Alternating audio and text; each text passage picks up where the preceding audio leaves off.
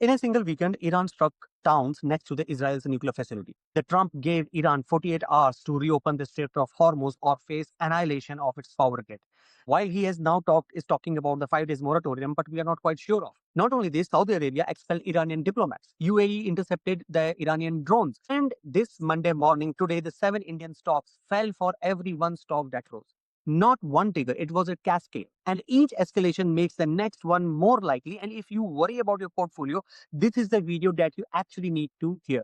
So let me be very precise because the details matter enormously. Iran launched the missiles at the Dimona and the Arar, the two towns in the southern Israel near the Shimon Peres Nuclear Research Center. IAEA, however, confirmed that the nuclear facility itself was not hit and no radiation was detected.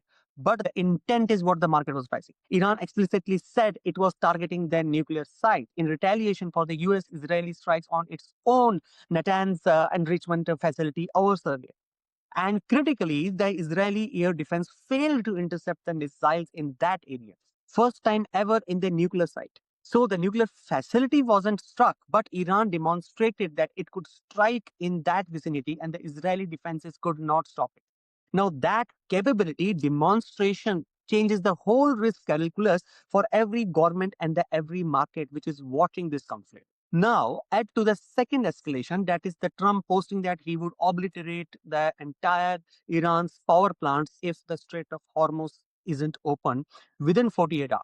Now, the strait has been effectively shut for weeks now, and the Iran has been hitting ships and tankers attempting the passage. That 48-hour deadline expires on Monday, that is today evening, and the Trump follows through. If Trump follows through, we are looking at the direct US strikes on the Iranian civilian and energy infrastructure, a category of escalation that hasn't happened yet in this war. And there are talks of moratorium going on for 5 days, but we don't know when Trump changes his tune. And the third escalation was that, which matters the most for the oil market. Saudi Arabia expelled the Iranian diplomats after intercepting the missiles over the eastern province, home to the world's largest oil installations. Now, the UAE is actually responding to the Iranian drones. Gulf states that spent 4 weeks trying to stay neutral have been pulled into the conflict now. Turkey's foreign minister warned that the Gulf may be forced to retaliate militarily. The war is no longer a US-Israel versus Iran. Now it is spreading to the Persian Gulf itself.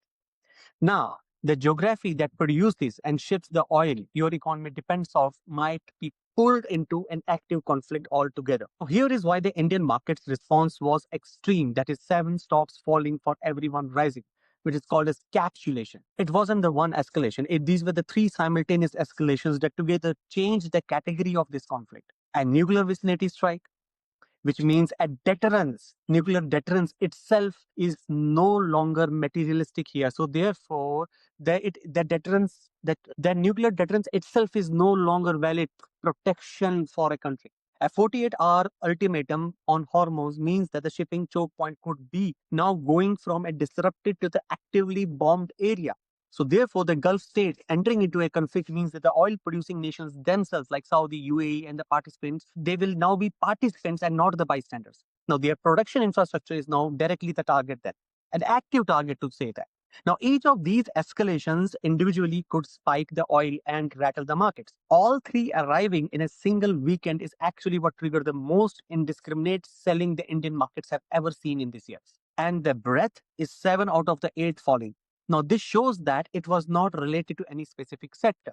Fund managers were not choosing what to sell. They were selling everything. That is called as capitulation, driven by a genuine resentment of the worst case scenario.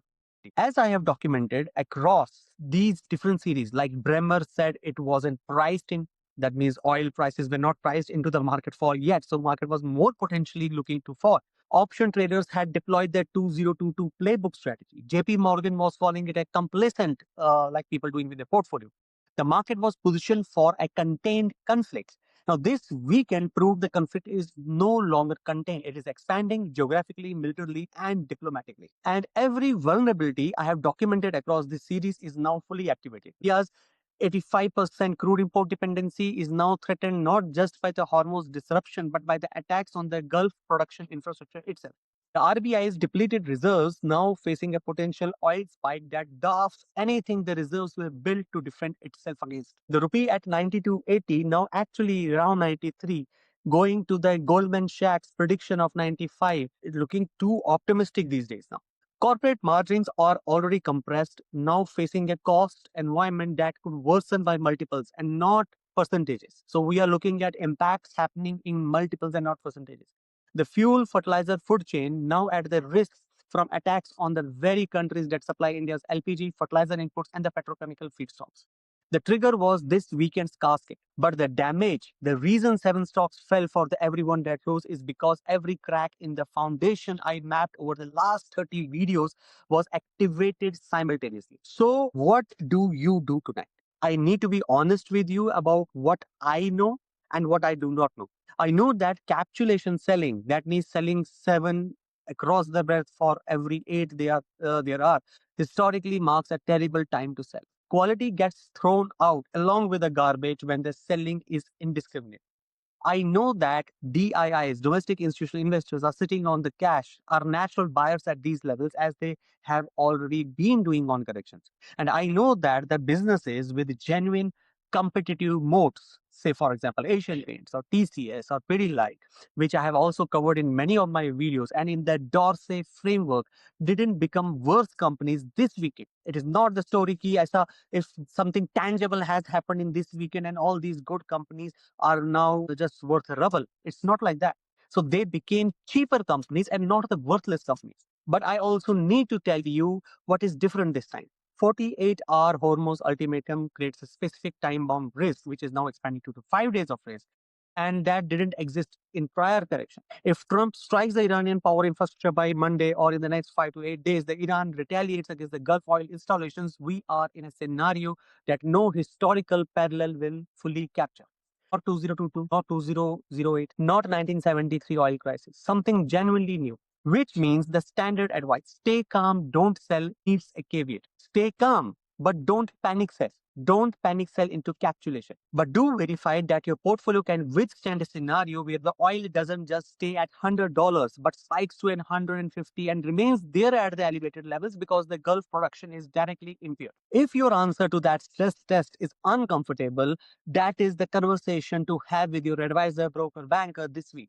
Not about selling everything, about whether your allocation matches with the risk the world is demonstrating is real. Frankly, I do not predict earthquakes. I map the cracks in the building. And believe you me, this weekend, the earthquake arrived, and it was actually bigger than one missile that you would have ever seen. It was a cascade that expanding the war and shrinking the safer zones and activating the every vulnerability I have ever documented in my remaining 35 videos over the last 1 month.